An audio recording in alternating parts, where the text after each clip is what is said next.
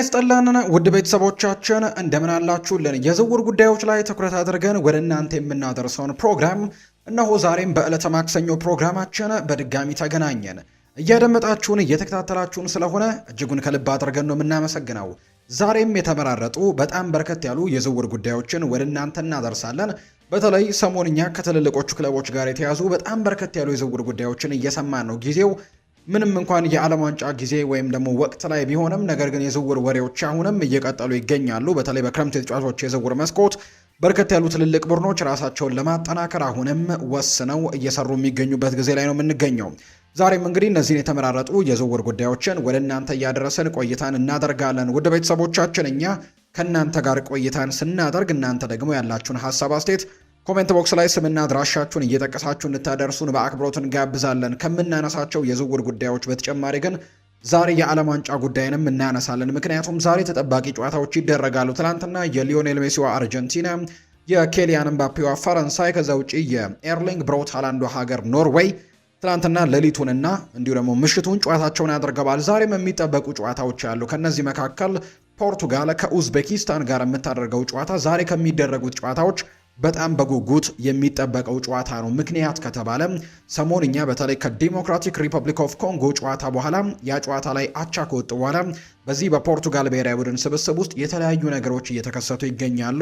በተለይ የክሪስቲያኖ ሮናልዶ ደጋፊዎች ሌሎች የፖርቱጋል ብሔራዊ ቡድን የአማካይ ስፍራ ተጫዋቾች ላይ በጣም ጠንከር ያሉ መልእክቶችን እያስተላለፉባቸው እንደሚገኝ ይታወቃል። በመጀመሪያው ጨዋታ ለክሪስቲያኖ ሮናልዶ ክሊር የሆነ ቻንስ አልተፈጠረለትም በሚል በርካቶች ሀሳቦቻቸውን እየሰጡ ነው። በተለይ እነ ዣኦ ኔቬስ ላይ፣ ከዛ ውጭ እነ ቪታኒሃም፣ እነ ፔድሮ ኔቶ እና ብሩኖ ሚጌል ፈርናንዴስ ትችቶች ከደረሰባቸው በተለይ የሶሻል ሚዲያዎቻቸው በክሪስቲያኖ ሮናልዶ ወዳጆችም እንግዲህ የተጥለቀለቀበትን ሳምንት ነው ብሎ ማንሳት ይቻላል። ከዛ ውጭ ጎን ለጎን ደግሞ ክሪስቲያኖ ሮናልዶ ላይም ሲነሱ የነበሩ ወቀሳዎች እንደነበሩ እናስታውሳለን። ሮናልዶ በዚህ ዓለም ዋንጫ ላይ መጠራት ነበረበት ወይ? ከዛ ውጪ በቋሚ አስተላለፉ መካተት አለበት ወይ? እንዴት ነው አሰልጣኝ ሮቤርቶ ማርቲኔዝስ እንዴት ነው ሊጠቀሙበት የሚያስቡት የሚለው ጉዳይ በስፋት እየተነሳ ነው። እርግጥ ነው ፖርቱጋል ሌጀንዷ ነው ክሪስቲያኖ ሮናልዶና በዚህ ዓለም ዋንጫ ላይም በትልቁ ማገልገል የሚችል ይህንን የዓለም ዋንጫ በደንብ መጠቀም የሚችል አይነት ተጫዋች አድርገው የሚመለከቱት አሁንም በርካቶች ናቸው። ለምሳሌ ያክል የቀድሞ አሰልጣኙ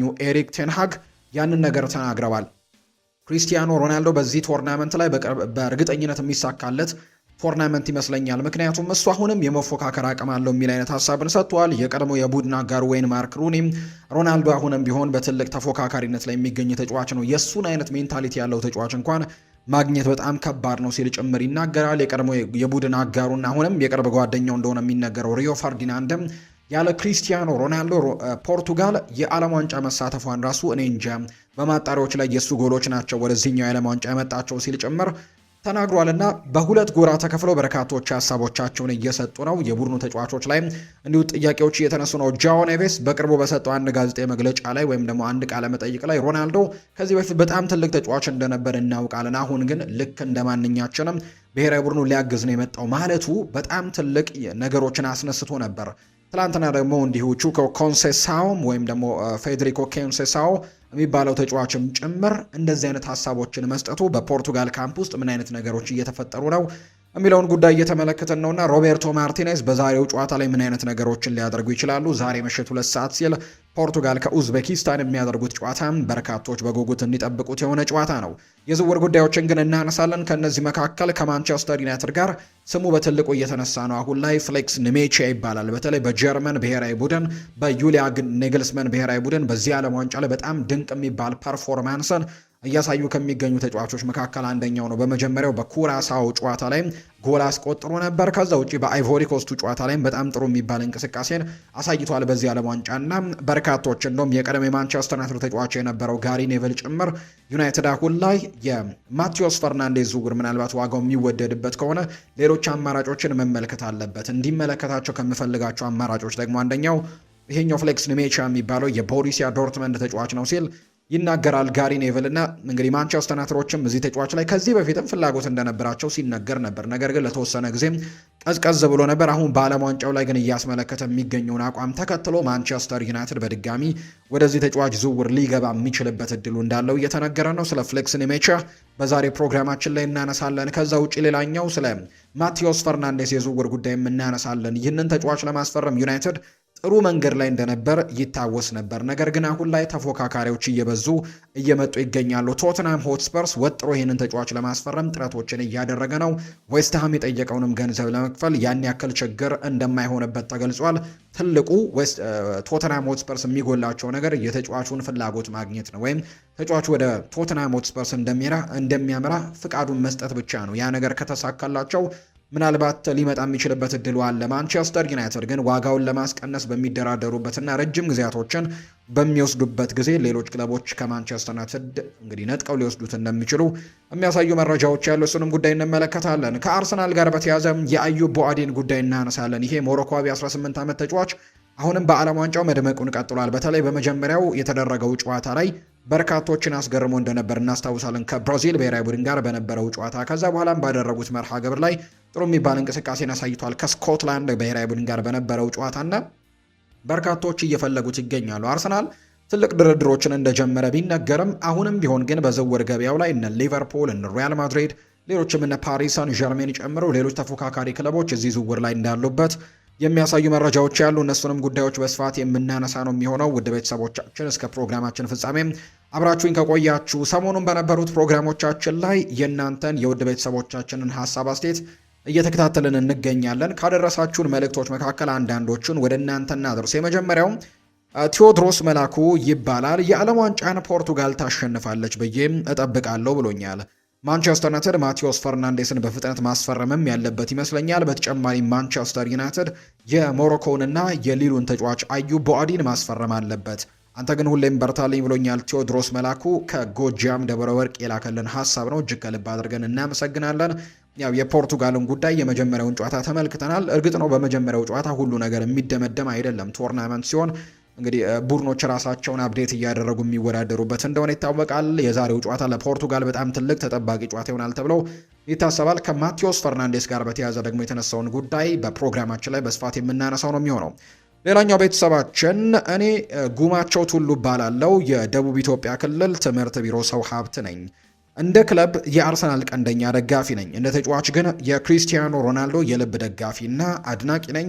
በህይወት ዘመኔ ክሪስቲያኖ ሲልም ጭምር ነው ሀሳቡን የላከልን። እጅግ ከልብ አድርገን እናመሰግናለን ውድ ቤተሰባችን ስለምትጽፍልን፣ ስለምትከታተለን። ሌላኛው በርታ ፏዴ ምርጫዬንም ፍሎሪያን ቬርትስ ግን ከስሙ ከቼልሲ ጋር እየተያዘ ነውና ይሄ ጉዳይ የሊቨርፑል ደጋፊዎችን የሚያስቆጣ አይመስልህም የሚል መልእክትን ልኮልናል። እርግጥ ነው ሰሞኑን አንዳንድ የመረጃ ምንጮች ፍሎሪያን ቬርትዝን እና ቼልሲን የሚያገናኙ መረጃዎችን ሲያወጡ እየተመለከትን እንገኛለን። ነገር ግን ትክክለኛ ነው ወይ የቼልሲ ፍላጎት የሚለው ጉዳይ በርካቶችን ያጠራጥላል። እርግጥ ነው አሰልጣኝ ቻቪ አሎንዞ የቀድሞ የባየር ሌቨርኩዘን አሰልጣኝ በነበሩበት ጊዜ ፍሎሪያን ቬርትዝን በሌቨርኩዘን ምን አይነት ድንቅ ተጫዋች እንዳደረጉት የምናስታውሰው ጉዳይ ነውና ይህ ተጫዋች ወደ ሊቨርፑል ከመጣ በኋላ በመጀመሪያው የውድድር ዓመቱ ያን ያክል ስኬታማ የሚባል ጊዜ አላሳለፈም ነበር። እርግጥ ነው ነገር ግን አሁን ላይ ምናልባት ሁለተኛ የውድድር ዓመቱ ላይ በትልቁ ተሻሽሎ ለሊቨርፑልም ግልጋሎት ይሰጣል ተብሎ የሚጠበቅ ነው። ቼልሲም ተጫዋቹን መፈለጉ ምናልባት ከቻቪ አሎንዞ ፍላጎት ጋር የተያዘ ሊሆን እንደሚችል ነው በርካቶች የሚያነሱት። ነገር ግን ወደ ቼልሲ የሚያደርገው ዝውውር ግን የመሳካት እድሉ ጠባብ ይሆናል ተብሎ ነው የሚታሰበው። ሌላኛው ሀሳቡን የላከልን ሀሳባችን ስለ ባርኮላ ምን አዲስ ነገር አለ የሚል ሀሳብን ልኮልናል። ከፓሪስ ሰን ዠርሜን ጋር የመለየት ፍላጎቶች እንዳሉት በተደጋጋሚ ይነገራል። እንደ ምክንያትነት የሚነሳው በፓሪስ ሰን ዠርሜን የዴዜሬ ድዌን፣ የኦስማን ዴምቤሌን እና የክቪቻ ክቫራትስኬሊያን ጥምረት ሰብሮ መግባት አለመቻሉ ነው። ተጠባባቂ ተጫዋች ተደርጓል በአሰልጣኝ ሉዊስ ኤንሪኬ በተደጋጋሚ ጊዜ። ስለዚህም እሱ በቋሚነት መጫወት የሚችልበትን ክለብ መቀላቀል እንደሚመርጥ ነው የሚነገረው። በዚህ ምክንያት ከክለቡ ሊለቅ እንደሚችል ይነገራል። ከፓሪስ ሰን ዠርሜን አርሰናል እና ሊቨርፑል ሰሞንኛ በትልቁ ስማቸው እየተነሳ ነው። ሌላኛው ባየር ሚኒክ የጀርመኑ ክለብም የዚህ ተጫዋች ፈላጊ እንደሆነ በተደጋጋሚ ጊዜ ይገለጻል። በቀጣይ ቀናት ስለ ብራድሌ ባርኮላ የሚኖሩ አዳዲስ ጉዳዮችን እየተከታተልን ወደ እናንተ የምናደርስ ነው የሚሆነው። ፉአድ ባህሩ ይህንን ፕሮግራም ከመላው የስቱዲዮ ባለሙያዎች ጋር በመሆን የዛሬውን የዕለተ ማክሰኞ የዝውውር ጉዳዮች ላይ ትኩረታችንን የምናደርግበት ፕሮግራምን ወደ እናንተ አደርሳለሁ። እስከ ፕሮግራማችን ፍጻሜ ድረስ አብራችሁኝ እንድትቆዩ በአክብሮት ጋብዛለሁ። ሀሳብ አስተያየት ካላችሁ ስምና አድራሻችሁን እየጠቀሳችሁ ኮሜንት ቦክስ ላይ አጋሩን። ቪዲዮአችንን ላይክ፣ ቻናላችንን ሰብስክራይብ እያደረጋችሁም ከኛ ጋር ቆይታን እንድታደርጉ በአክብሮት ጋብዛለሁ። ከመሸጋገሪያ በኋላ ተመልሰን ስንመጣ በቀጥታ ወደ ዝውውር ጉዳዮቻችን የምናመራ ይሆናል። አብራችሁኝ ቆዩ።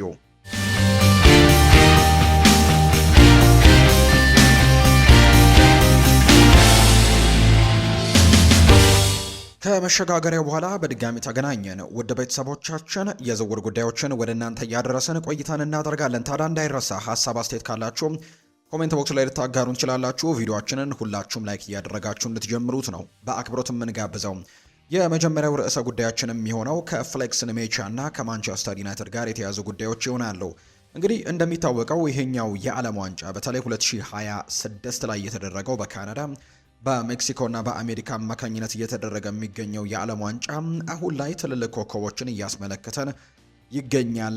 በርካቶችም ትልልቅ የሚባሉ ክለቦችም እየተመለከቷቸው የሚገኙ ተጫዋቾችን በተለይ ይህንን ዓለም ዋንጫ ከተመለከቱ በኋላ በጣም ትልቅ ፍላጎት ያደረባቸው ክለቦች እንዳሉ ይታወቃል። ከዚህ በፊት የአዩብ ቦአዲን ጉዳይ አንስተናል። በኋላ ላይም ከአርሰናልና ከሌሎች ክለቦች ጋር አያይዘን በስፋት እናነሷለን። የአዩብ ቦአዲን ጉዳይ በተለይ ከብራዚል ብሔራዊ ቡድን ጋር በነበረው የመጀመሪያው የምድብ ጨዋታ ላይ ያስመለከተውን አቋም ተከትሎ በጣም በርከት ያሉ ክለቦች ይህንን ተጫዋች ለማስፈረም እንቅስቃሴዎችን የጀመሩበት እንደነበር እናስታውሳለን። እርግጥ ነው እነ አርሰናልና ሌሎች ክለቦች ቀደም ብሎ የዓለም ዋንጫው ከመደረጉ በፊትም ከሊል ጋር ንግግሮችን አድርገዋል። አዩብ ቦአዲን በስካውቶቻቸው አማካኝነት ተመልክተው፣ ነገር ግን ዓለም ዋንጫው ላይ ደግሞ ሁሉም የሚመለከተው ቶርናመንት ነው።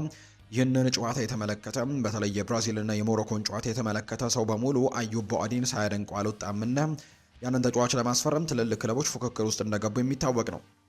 ከነዛ መካከል ሌላኛው በተለይ በዚህ ዓለም ዋንጫ እርግጥ ነው ከዓለም ዋንጫ በፊትም እኔ ከዚህ በፊት በነበሩት ፕሮግራሞች ላይ ዓለም ዋንጫው ሳይጀመርም የተጫዋች ከማንቸስተር ዩናይትድ ጋር ስሙ ሲነሳ እንደነበር አስታውሳለሁ። የፍሌክሲ ካሉንሜቻ ጉዳይ ማለት ነውና የተጫዋች በጀርመን ብሔራዊ ቡድን በተለይ በመጀመሪያዎቹ ሁለት የምድብ ጨዋታዎች ላይ በመጀመሪያው ጨዋታ ከኩራሳዋ ብሔራዊ ቡድን ጋር ከነበረው ጨዋታ ጋር ተያይዞ ከዛ ውጪ በቀጣዩ ጨዋታ ደግሞ እንዲሁም ከአይቮሪ ኮስት ብሔራዊ ቡድን ጋር በነበረው መርሃ ግብር ላይ በጣም ጥሩ የሚባሉ እንቅስቃሴዎችን ማሳየቱን ተከትሎ የሚጠበቅ ነበር። ፍሌክስ ኔሜቻን ለማስፈረም የሚፈልጉ ክለቦች እንደሚኖሩ በርካቶች ይናገሩ ነበር። አብዛኛውን እድሜውን ደግሞ በእንግሊዝ ማሳለፉን ተከትሎ የተጫዋች በተለይ ወደ እንግሊዝ ፕሪሚየር ሊግ ያሉ ክለቦች ይህንን ተጫዋች ለማስፈረም ጥረቶችን ሲያደርጉ እንደነበር የምናስታውሰው ነው። ከነዚህ መካከል አንደኛው ማንቸስተር ዩናይትድ ነው። የማንቸስተር ዩናይትድ እና የፍሌክስ ኔሜቻ ፍላጎት ግን አሁን የመጣ አይደለም። ከዚህ በፊትም ዩናይትዶች አንዳንድ ጊዜያቶች ላይ የዶርትሙንድ ጨዋታዎችን ሄደው ስካውት ሲያደርጉና ሲመለከቱ ፍሌክስ ኔሜቻን ለማስፈረም እንቅስቃሴዎችን ያደረጉበት ጊዜ እንደነበር እናስታውሳለን። አሁን ላይ ግን በጀርመን ብሔራዊ ቡድን በመጀመሪያዎቹ ሁለት የምድብ ጨዋታዎች ላይ ያሳየውን አቋም ተመልክተው ደግሞ ማንቸስተር ዩናይትድ እንደ አማራጭነት ይዘውታል። ያው ማንቸስተር ዩናይትድ በዚህ የክረምት የተጫዋቾች የዝውውር መስኮት እንደምናውቀው የአማካይ ስፍራ ተጫዋች ለማስፈረም ነው ትልቁ እቅዳቸውም ትልቁ ኢላማቸውም እንደሆነ የምናውቀውና የኤደርሰንን ዝውውር አጠናቀዋል። ነገር ግን አሁንም ቢሆን የአማካይ ፊርማ ወይም ደግሞ የአማካይ ተጫዋች ዝውውራቸውን በሙሉ አላጠናቀቁም። ገና ይቀራቸዋል። ቢያንስ ሁለት ተጫዋቾችን ወይ ደግሞ አንድ ተጫዋችንም ሊጨምሩ የሚችሉበት እድል እንዳለ ይታመናልና አሁንም በገበያው ላይ አማካዮችን ማሳደዳቸውን ቀጥለዋል። እርግጥ ነው በትልቁ ስሙ የሚነሳው የማቴዎስ ፈርናንዴስ ጉዳይ ቢሆንም ነገር ግን አሁንም ሌሎች ተጫዋቾችንም ግን ማንቸስተር ዩናይትድ ሊመለከት የሚችልበት እድሉ እንዳለው የሚያሳዩ መረጃዎችን በተደጋጋሚ ጊዜም እየተመለከትን እንገኛለን። ከነዛ መካከል ሆኗል ፍሌክሲ ኔሜቻ ማለት ነውና እንግዲህ በርካታ ከሚፈልጓቸው የማንቸስተር ዩናይትድ ኢላማዎች መካከል አንደኛው ሆኗል። ይሄ ጀርመናዊ የአማካይ ስፍራ ተጫዋች በቦሩሲያ ዶርትመንድም ዘንድሮ በጣም ጥሩ የሚባል ጊዜያቶችን አሳልፈዋል። ለእንግሊዝ እግር ኳስም አዲስ የሚሆን አይነት ተጫዋች አይደለም። ምክንያቱም ከዚህ በፊት በእንግሊዝ እግር ኳስ ውስጥ በተወሰነ ደረጃ የምናውቀው ተጫዋች ነው። ፍሌክስ ኔሜቻ ተወልዶ ያደገው ጀርመን ውስጥ እንደሆነ ይነገራል። ትውልዱም የተወሰነ እድገቱ ትልቅ እድገቱ ማለት ባይቻልም ነገር ግን የተወሰነ ጊዜያቶችን በጀርመን አሳልፏል። ነገር ግን በጣም አርሊ በሚባል እድሜ ነው ወይም ደግሞ ወደ 6 አካባቢ በነበረበት እድሜ ነው ወደ እንግሊዝ ሙቭ ያደረገውና ያኔ ደግሞ ወደ ማንቸስተር ከተማ ነበር ቤተሰቦች የነበሩትና በዛ ምክንያትም ወደ ማንቸስተር ከተማ ለመኖር እንግዲህ እንደመጡ ይነገራል። ሃምበርግ ላይ ነው የተጫዋች ጀርመናዊው ፍሌክስ ኔሜቻ የተወለደው። ከዛ ግን ከሃምበርግ ደግሞ ወደ እንግሊዝ ማንቸስተር ከተማ እንደመጡ ይነገራል ቤተሰቦቹና ያኔም ፍሌክስ ኔሜቻ አብሮ ከቤተሰቦቹ ጋር መምጣቱን ተከትሎ እንግዲህ ከማንቸስተር ከተማ ላይ የመኖሩን ነገር እንዳገኘና ከዛ ደግሞ ወዲያው ወደ አካዳሚ ማንቸስተር ሲቲ አካዳሚ መቀላቀሉንም በርካቶች ያነሳሉ። እርግጥ ነው በማንቸስተር ሲቲ አካዳሚ ወደ 12 አካባቢ ዓመታት መቆየቱ ይነገራል። ከ6 ዓመቱ እስከ 18 ዓመቱ አካባቢ ድረስ በዚህ በማንቸስተር ሲቲ አካዳሚ ውስጥ ማሳለፉ ነው በርካቶች የሚያነሱት። በፕሪሚየር ሊግ 2 በምንለው በተለይም ታዳጊ ተጫዋቾችና የአካዳሚ ተጫዋቾች በሚሳተፉበት ውድድር ፕሪሚየር ሊግ 2 ማንቸስተር ሲቲን ወክሎ 2017-18 እስከ 2020-21 ድረስ ለአራት ሲዝኖች ይህንን ቡድን ማገልገሉ ይነገራል። በጣም ጥሩ የሚባሉ ቁጥሮችንም ጭምር ነው ማስመዝገብ የቻለው። በተለይ በመጨረሻው ዓመቱ ከማንቸስተር ሲቲ አካዳሚ ሊለያይ በነበረበት ዓመቱ 2020-21 የውድድር ዓመት ላይ በፕሪሚየር ሊግ 19 ጨዋታዎችን አድርጎ እንዲሁ 2 ጎሎችን ማስቆጠር የቻለበት 9 ጎሎችን ማስቆጠር የቻለበት እንደነበር እናስታውሳለን። በጣም ጥሩ ቁጥሮችን ያስመዘገበበት ጊዜ እንደነበር የምናስታውሰው ነውና በአጠቃላይ በማንቸስተር ሲቲ አካዳሚ በፕሪሚየር ሊግ 2 ባሳለፋቸው 4 ሲዝኖች 40 ጨዋታዎችን አድርጎ 15 ግቦችን አስቆጥሮ 3 አሲስቶችን ያደረገ ተጫዋች ነው። በበርካቶች ዘንድ ይሄ ተጫዋች ቨርሳታይል ተጫዋች ነው ይሉታል። በአብዛኛው በአማካይ ስፍራ ላይ በጣም በጥሩ ነገሩ ቢታወቅም በአማካይ ስፍራ ላይ በመጫወት ቢታወቅም በሴንትራል ሚድፊልደር በምንለው ቦታ ላይ ከዛ ውጭ ግን የማጥቃት አማካይ ሆኖ ሲጫወት እንመለከተዋለን። ከዛ ውጭም በሌፍት ባክ ላይም ሲሰለፍና እንመለከተዋለን። ሌፍት ዊንገር ላይም ሆኖ ሲጫወትም ተመልክተነዋልና እነዚህን ቦታዎችም በዚህ የውድድር ዓመት ብቻ ሳይሆን በቦሩሲያ ዶርትመንድ በነበረበት ጊዜ ሲሞክራቸው የነበሩ ቦታዎች እንደነበሩ የሚታወስ ነውና ወደ እንግሊዝ ፕሪሚየር ሊግ የሚመጣ ቢሆን እንኳን በፕሪሚየር ሊጉ ቢያንስ በማንቸስተር ሲቲ ቤት በአሰልጣኝ ፔፕ ጓርዲዮላ ስር 3 ጨዋታዎችን የመሰለፍ እድልን አግኝቷል። በታዳጊነት እድሜው ነው እንግዲህ ከማንቸስተር ሲቲ ጋርም እንደተለያየ በርካቶች የሚያምኑት። ነገር ግን የእንግሊዝ እግር ኳስን በተወሰነ መልኩ የሚያውቀው አይነት ተጫዋች ነው። አሁን ደግሞ በቦሩሲያ ዶርትመንድ ራሱን በደንብ ያጎለበት አይነት ተጫዋች እንደሆነ ይነገራል። በዚህ መሰረትም 3 ሲኒየር ኮምፒቲቲቭ አፒረንስን ነው በፔፕ ጓርዲዮላ ፈርስት ቲም ውስጥ እንዳደረገ የሚነገረው። ኮንትራቱ ከመጠናቀቁ በፊት ያንን ነገር ሲያደርግ እንደነበር ተመልክተናል። ከዛ ግን ወደ ጀርመን ቮልስበርግ ነው የተመለሰው። ወደ ሀገሩ ጀርመን ተመልሶ ለቮልስበርግ በቡንደስሊጋው ላይ መጫወት እንደጀመረ ይነገራል። ነገር ግን ከዛ በኋላ ግን ወደ ቦሩሲያ ዶርትመንድ ከተዘዋወረ በኋላ የዚህ ተጫዋች በርካታ አስደናቂ ነገሮችን መመልከት የቻልንባቸው ጊዜያቶች እንደሆኑ ይነገራል። አሁን 25 ዓመት ዕድሜ ላይ ነው የሚገኘው። ምናልባት ማንቸስተር ዩናይትድ ይህንን ተጫዋች ማስፈረም የሚችል ከሆነ በጣም ጥሩ ነገሮችን ማበረከት የሚችል አይነት አማካይ እንደሆነ በርካቶች ያነሳሉ። በዘንድሮው የውድድር ዓመት እንኳን በጀርመን ቡንደስሊጋ አንድ ቡድን ወይም አንድ ተጫዋች ማድረግ ከሚችለው 34 ጨዋታዎች 29ኙን በመሰለፍ ነው የጀመረው። ከዛ ውጭ ግን 2 ጎሎችን አስቆጥሮ 3 አሲስቶችን በዚህ ውድድር ዓመት ለቦሩሲያ ዶርትመንድ ማድረግ የቻለበትን እና ዶርትሙንድም ወደ አውሮፓ ቻምፒየንስ ሊግ እንዲያልፍም ካደረጉት ምክንያቶችና ጥሩ ተጫዋቾች መካከል አንደኛው እንደሆነ ይነገራል። ፍሌክስ ኔሜቻ በተለይ ለጀርመን ብሔራዊ ቡድን አሰልጣኝ ለሆኑት ዩሊያን ኔግልስመን ይህ ተጫዋች በጭራሽ የሚነካ ተጫዋች እንዳልሆነ በርካቶች ያምናሉ። ባለፉት 2 የምድብ ጨዋታዎች ላይ በቋሚነት ነው የተሰለፈው። በኩራሳው ጨዋታ ላይ ጎልም አስቆጥሯል፣ እንዲሁ አሲስትም ማድረጉን እናስታውሳለን። የመጀመሪያውን ጎል ያስቆጠረው እንዲሁ እሱ ነው። ከፍሎሪያን ቬርትስ ጋር 1-2 ቅብብሎችን ካደረጉ በኋላ ማስቆጠሩን እናስታውሳለን እና ሁለተኛው ጨዋታ ላይም እንዲሁ በአይቮሪ ኮስቱ ጨዋታ ላይ ሙሉ 90 ደቂቃ መጫወቱን እናስታውሳለን እና ለአሰልጣኝ ዩሊያን ኔግልስመን በጣም ከማይነኩ ተጫዋቾች በጀርመን ብሔራዊ ቡድን አንደኛው እንደሆነ በርካቶች ያነሳሉና በጣም ጥሩ የሚባል ፐርፎርማንስን በጀርመን ብሔራዊ ቡድንም በቦሩሲያ ዶርትመንድም ዘንድሮ ሲያሳልፍ ነበር። ለዚህም ይመስላል ማንቸስተር ዩናይትዶች በትልቁ ፍሌክስ ኔሜቻን ለማስፈረም በትልቁ እንቅስቃሴዎችን እያደረጉ የሚገኙት። አንዳንድ የማንቸስተር ዩናይትድ የቀድሞ ተጫዋቾች ለምሳሌ ያክል ጋሪ ኔቭል ከዚህ ተጫዋች ጋር በተያያዘ አንዳንድ ሀሳቦችን ሲሰጥ እንመለከተዋለን። ማንቸስተር ዩናይትዶች በዚህ የክረምት ተጫዋቾች የዝውውር መስኮት ለማስፈረም ጥረት እያደረጉበት የሚገኘው ትልቁ ቦታ አማካይ እንደሆነ ለማንም የተሰወረ አይመስለኝም ሲል ይናገራል ጋሪ ኔቭል አስቴቱን ሲሰጥ በፖድካስቱ ላይ።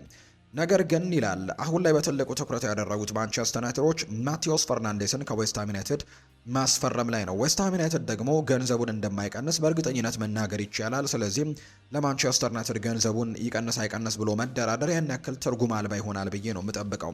ነገር ግን ማንቸስተር ዩናይትዶች ለአንድ ተጫዋች ያንን ያክል ገንዘቦችን መክፈል የማይፈልጉ ከሆነ ግን እኔ በትልቁ አንድ ተጫዋችን ቢመለከቱ መክራቸዋለሁ። እሱም የጀርመን ብሔራዊ ቡድኑና የቦሩሲያ ዶርትመንዱ አማካይ ፍሌክስ ሜቻ ነው ሲል የቀድሞ የማንቸስተር ዩናይትድ ተጫዋች የነበረው ጋሪ ኔቪል ይናገራልና የቀድሞ ቡድኑ ማንቸስተር ዩናይትድ አሁን ላይ ይህንን ተጫዋች ይህንን ጀርመናዊ የአማካይ ስፍራ ተጫዋችን ቢመለከት የተሻለ አገልግሎትን ሊያገኝ እንደሚችል የተሻለ ጥቅምን ሊያገኝ እንደሚችል ጋሪ ኔቭልም ጭምር እየተናገረ ነው። ዩናይትዶች ግን አሁን ላይ ማቴዎስ ፈርናንዴስን በማስፈረም ጉዳይ ላይ በትልቁ እየጣሩ እንደሚገኝ ይታወቃል። ከዛ ውጭ ግን ፍሌክስ ሜቻን ከዛ ደግሞ በተወሰነ ደረጃ ዝቅ ባለ ገንዘብ ሊያገኙ የሚችሉበት እድሉ እንዳላቸው ነው እየተገለጸ የሚገኘው። በቀጣዮቹ የዝውውር ቀናት ከፍሌክስ ሜቻ ጋር በተያያዘ በተለይ በዚህ ዓለም ዋንጫ ላይ አሁንም መድመቁን የሚቀጥል ከሆነ በቀጣይ የምድብ የመጨረሻ ጨዋታና የጥሎ ማለፍ ጨዋታዎች ላይ ከዚህ የተሻለ ነገሮችን ማሳየት የሚችል ከሆነ በሌሎች ክለቦችም ፍላጎት ዝርዝር ውስጥ ሊገባ የሚችልበት እድሉ አለ። አሁን ላይ ከማንቸስተር ዩናይትድ ጋር አነሳ ነው እንጂ ሊቨርፑልም ጭምር የፍሌክስ ሜቻ ፈላጊ ከሆኑ ክለቦች መካከል አንደኛው እንደሆነ የሚያሳዩ መረጃዎችን ነው በትልቁ እየተመለከትን የምንገኘውና ማንቸስተር ዩናይትዶች እዚህ ተጫዋች ላይ በትልቁ እንቅስቃሴዎችን ያደርጋሉ ተብሎ ይጠበቃል። በዚህ የክረምት የተጫዋቾች የዝውውር መስኮት ሌላኛው በዚህ ዓለም ዋንጫ ላይ ከደመቁ ተጫዋቾች መካከልና የበርካታ ክለቦችንም ትኩረት ከሳቡ ተጫዋቾች መካከል አንደኛው የ18 ዓመት ታዳጊ የሆነው የሞሮኮ ብሔራዊ ቡድን አማካይ የሆነው አዩብ ቦአዲ ነው። እንግዲህ የዚህ ተጫዋች ጉዳይ አሁን ላይ በጣም አድማሱን እያሰፋ የመጣ ይመስላል።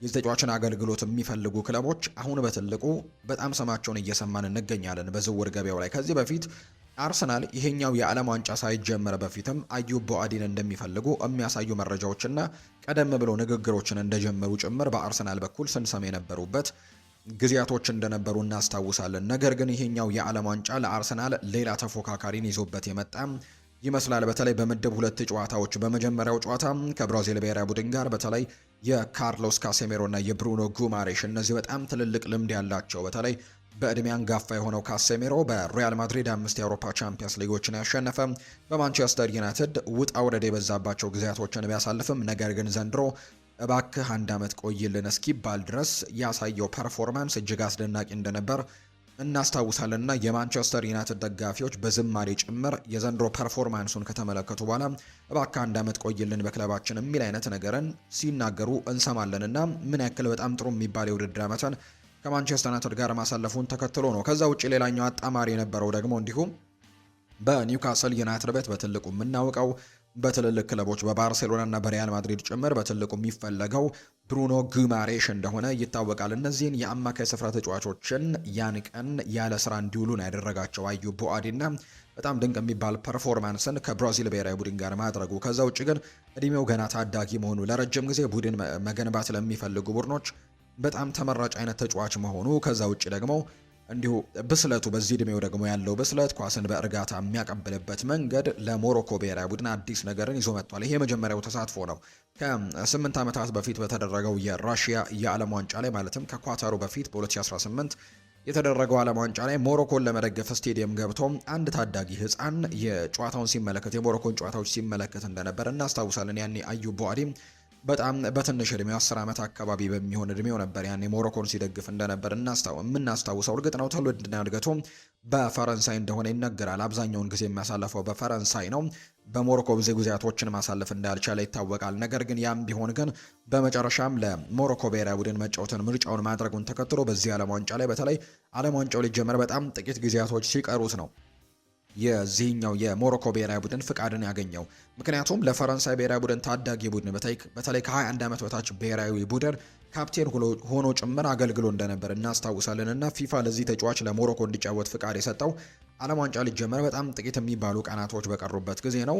ከዛ ደግሞ አሰልጣኙ ደግሞ በመጀመሪያው ጨዋታ በጣም ባልተረጋጋበት ጊዜ ከብራዚል ብሔራዊ ቡድን ጋር በነበረው ጨዋታ ላይም በከባድ ተጋጣሚ ጋር ከሚደረገው ጨዋታ ጋር በተያያዘ በቋሚነት አሰለፉት። ነገር ግን እሱም አላሳፈራቸውም። በጣም ድንቅ የሚባለውን አቋሙን በዛ ጨዋታ ላይ አሳይቷል። ለሞሮኮ ብሔራዊ ቡድን በጣም ትልቅ አገልግሎትን ሰጥቷል። ከዛ ውጪ ለራሱም ለዓለም ራሱን ያሳየበት ገበያ እንደሆነ በርካቶች ያምናሉ። ከዛ ጨዋታ በኋላ ነው እንግዲህ በርካታ ፈላጊዎች እየጎረፉለት የሚገኘው። አርሰናል ቀደም ብሎም ፍላጎት የነበረው ቢሆንም አሁን ላይ ግን የዚህ ተጫዋች ፈላጊዎች መብዛታቸውን ተከትሎ ስጋቱ ስለጨመረበት ዝውውሩን ቶሎ ለማጠናቀቅ እንቅስቃሴዎችን ማድረግ እንደጀመረም ይነገራል።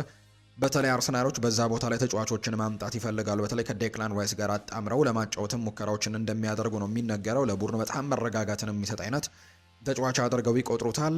ከአርሰናል በተጨማሪ ግን እነ ሊቨርፑል፣ እነ ሪያል ማድሪድ፣ እነ ፓሪስ ሳን ዠርመን፣ እነ ቼልሲ፣ እነ ሊቨርፑል የዚህ ተጫዋች ፈላጊ ሆነው አሁን ብቅ እያሉ ነው። በተለይ አሰልጣኝ ጆዜ ሞሪኒዮ ወደ ሪያል ማድሪድ ከመጡ በኋላ በአማካይ ስፍራ ላይ ተጫዋቾችን ማስፈረም ይፈልጋሉ። ያንንም ለፍሎሬንቲኖ ፔሬዝ ተናግረዋል። ያው የፔሬዝ ምላሽ በአብዛኛው የአማካይ ስፍራ ላይ ያሉ ተጫዋቾችን በቅድሚያ መቀነስ ላይ ትኩረት ቢያደርጉም ነገር ግን አዩብ ቦአዲ ከሚመለከቷቸው እጩ ዝርዝሮች ውስጥ እንዳለ የሮድሪ ስም እንደሌለ የአዩብ ቦአዲ ስም እንዳለ ግን በርካቶቻችን እየሰማን ነውና ሪያል ማድሪድ በዚህ የክረምት ተጫዋቾች የዝውውር መስኮት ለማስፈረም ከሚጥሩባቸው ተጫዋቾች መካከል አንደኛው ይሆናል ተብሎ ይታሰባል። ሌላኛው በወጣቶች ቡድኑን መገንባት የሚፈልገው የቼልሲ ቡድንም ምንም እንኳን በሚቀጥለው የውድድር ዓመት ለዚህ ተጫዋች የአውሮፓ ተሳትፎችን መስጠት ባይችልም ወይም የአውሮፓ ውድድር ተሳትፎችን ለዚህ ተጫዋች ማበረከት ባይችልም ነገር ግን ለቡድን ግንባታ ግን ለረጅም ጊዜ የሚቆይ አይነት የቡድን ግንባታ አድርገው ይመለከቱታል። 18 ዓመቱን አዩብ ቦአዲ ቼልሲም ለማስፈረም እንቅስቃሴዎችን ይጀምራል ተብሎ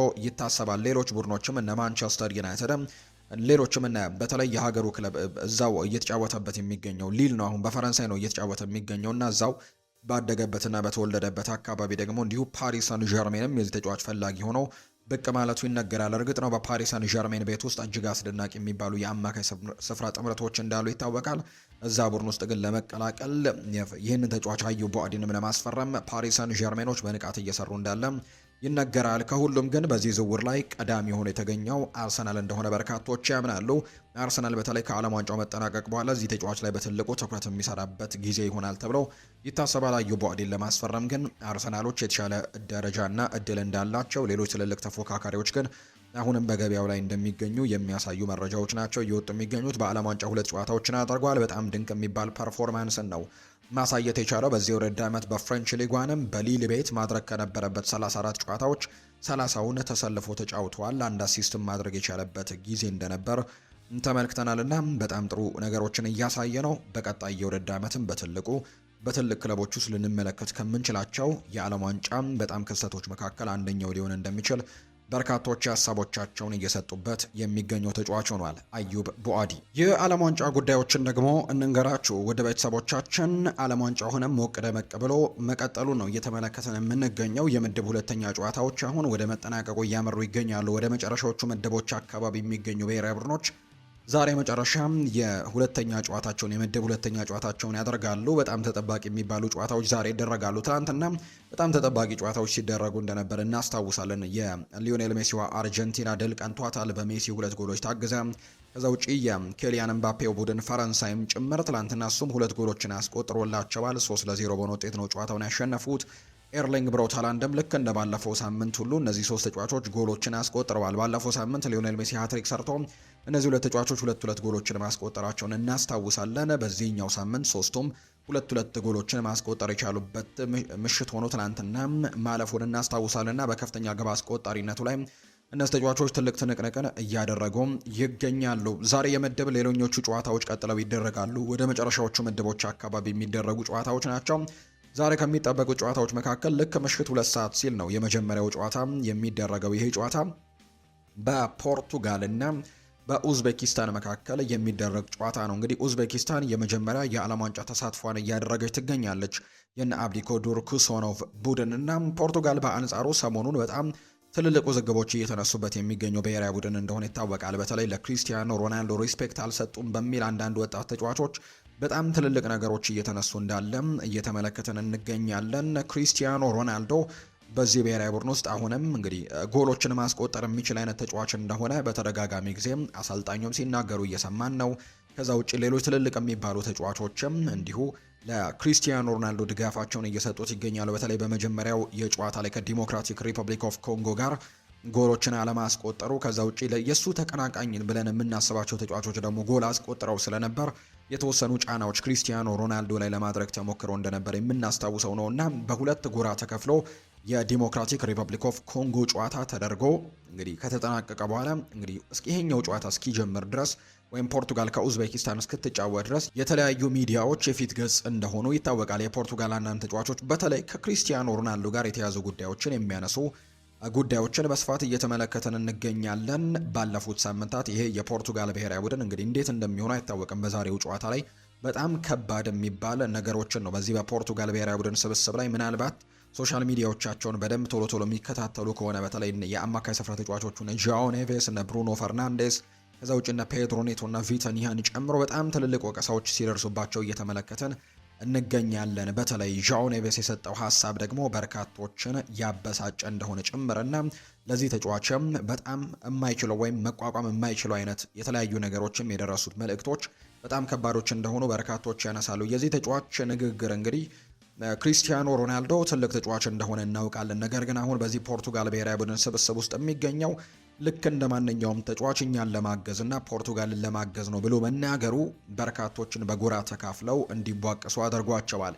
ሰር አሌክሳንደር ቻፕማን ፈርጉሰን በዚህ ጉዳይ ላይ አንድ ሀሳብን ሰጥተዋል። ምናልባት ዣኦ ኔቬስ የተናገረው ንግግር ክሪስቲያኖ ሮናልዶን ለመንካት ወይም ደግሞ የሱን ክብርና ነገርን ለማሳነስ ላይሆን ይችላል የተናገረው። ነገር ግን ምንም አይነት ንግግርን ብትናገር ስለ ክሪስቲያኖ ሮናልዶ ስትናገር ግን ቃላቶችን በትክክል መርጠ መናገር ይኖርብሃል። ትንሽ ነገር ካዛነፍክ በጣም ትልቅ ወቀሳዎች ነው የሚደርሱብህ የሚል አይነት ሀሳብን ሰር አሌክሳንደር ቻፕማን ፈርጉሰን ሲሰጡ ተመልክተናልና ባለፉት ቀናት በዚህ ተጫዋች ጉዳይ ላይ እንደዚህ አይነት ሀሳብ መስጠቱን ተከትሎ በጣም በርከት ያሉ የክሪስቲያኖ ሮናልዶ ደጋፊዎችም ከዛ ውጪ የፖርቱጋል ብሔራዊ ቡድን ደጋፊዎችም ጭምር እዚህ ተጫዋች ላይ ጣታቸውን ሲቀስሩ እየተመለከትን ነበር። ከሱ አልፎም እጮኛው ላይ ጭምር በጣም ከባድ ነገሮችን ሲደርሱ ተመልክተናል። ከዛ ውጪ ሌላኛው ተጫዋች ደግሞ ኮንሴሳኦ ነው። ይህም ተጫዋች ተመሳሳይ አይነት ይዘት ያለው ሀሳብን ሰሞኑን መስጠቱ የሚታወስ ነውና በተለይ ክሪስቲያኖ ሮናልዶ እንግዲህ ለክሪስቲያኖ ሮናልዶ ትልቅ ተጫዋች እንደሆነ እናውቃለን። ነገር ግን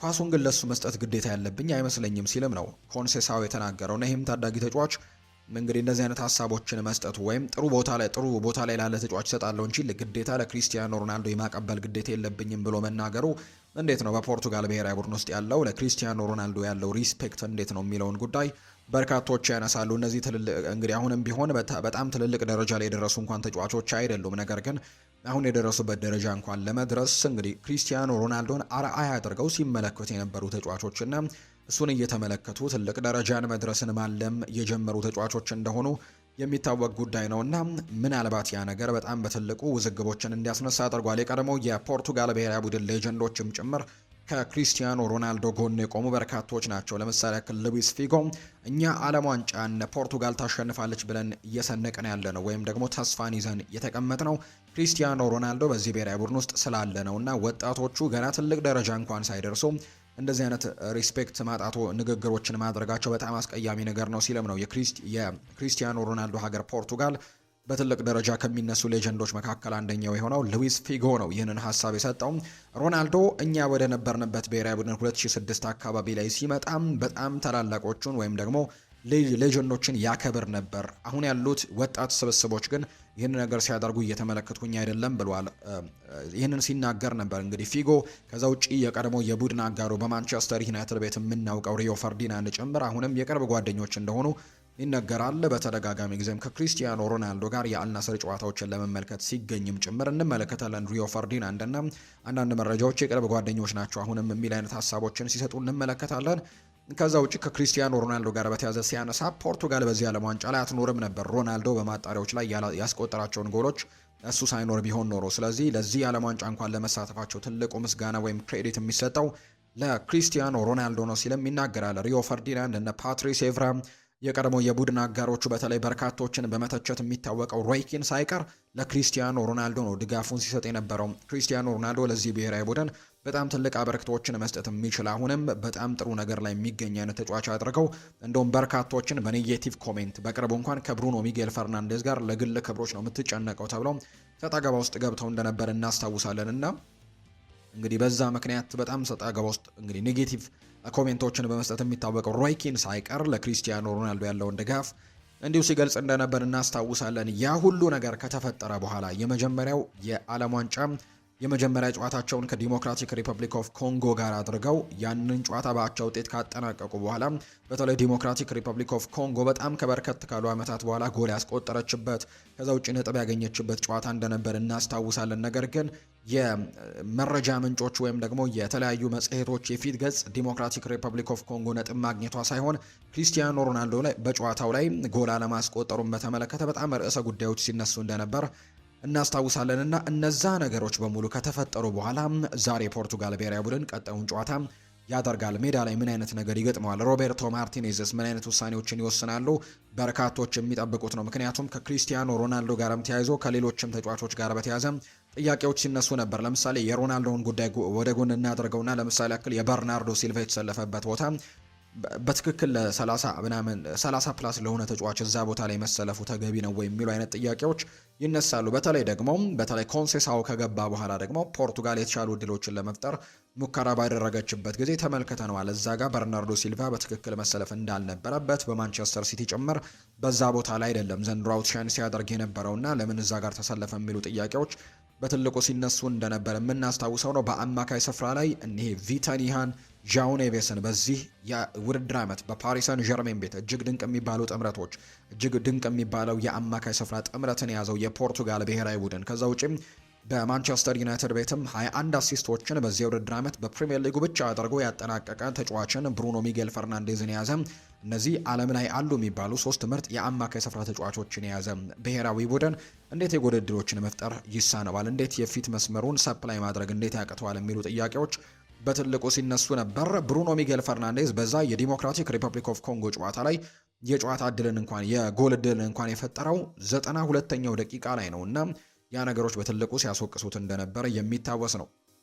እንግዲህ የተለያዩ ነገሮች ይነሳሉ። ያው የተረጋገጡ ነገሮች ካለመሆናቸው ጋር በተያዘ ማንሳት አያስፈልግም። ብሩኖ ሚጌል ፈርናንዴዝ በዚህ ቡድን ውስጥ የበላይ የመሆን ፍላጎቶች አሉ የሚሉ በጣም በርከት ያሉ ጉዳዮች ሲነሱ እንሰማለን። ነገር ግን የተረጋገጡ መረጃዎች ካለመሆናቸው ጋር በተያዘ ማንሳቱ ተገቢ ነው ተብሎ አይታሰብም። ዛሬ የሚደረገው ጨዋታ ግን በትልቁ ይጠበቃል።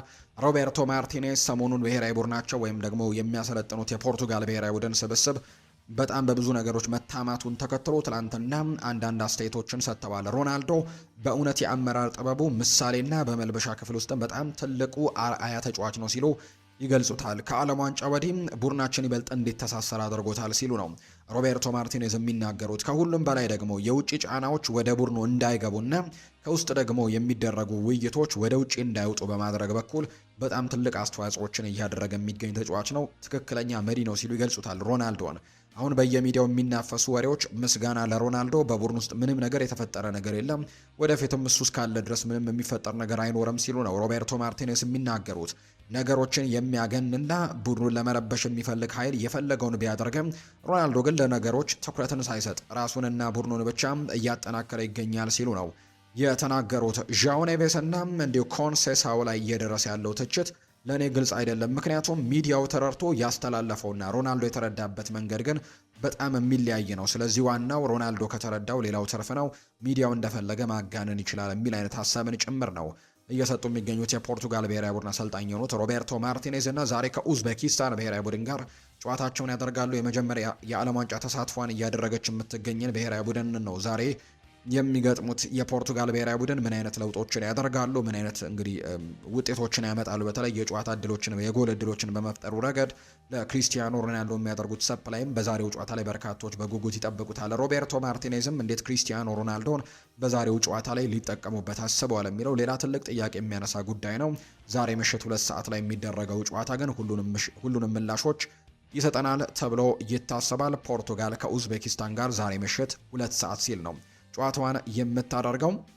የማሸነፍ ቅድመ ግምቱ ምንም ጥያቄ የለውም ለፖርቱጋል ብሔራዊ ቡድን የተሰጠ ነው። ሂውስተን ላይ የሚደረግ ጨዋታ ነው። 72220 ደጋፊዎች ይህንን ጨዋታ የሚታደሙ ይሆናል ተብሎ ይታሰባል። ሙሉ ትኬቶቹም ተሽጠው መጠናቀቃቸው የተነገረው ኤንአርጂ ስቴዲየም ላይ ነው። ይሄ ጨዋታ የሚደረግ እንደሆነ የወጣላቸው መርሃ ግብር የሚያሳየው ልክ ምሽቱ 2 ሰዓት ሲል ይሄ ጨዋታ ይደረጋሉ ወደ ቤተሰቦቻችን። ከዛ ውጭ ግን ሌሎች መርሃ ግብሮችም ዛሬ ይደረጋሉ። ከነዚህ መካከል እንግሊዝና ጋና ጨዋታቸውን ያደርጋሉ። የመጀመሪያውን የምድብ ጨዋታ ሁለቱም ማሸነፍ ችለዋል። በተለይ አፍሪካውያን ሀገሮች በዚህ ዓለም ዋንጫ ላይ የተሻሉ እንቅስቃሴዎችን ለማሳየት ጥረቶችን እያደረጉ ነው። ድል እየቀናቸው ይገኛል። አልጄሪያ እንኳን ዛሬ ጠዋት ከጆርዳን ጋር ባደረገችው መርሃ ግብር ከመምራት ተነስታ ድል ማድረጓ ይታወሳል። ምንም እንኳን ሴኔጋል አልቀናትም። በተለይ ጠንከር ያለ ምድብ ውስጥ መግባቷ የሚታወቅ ጉዳይ ነው።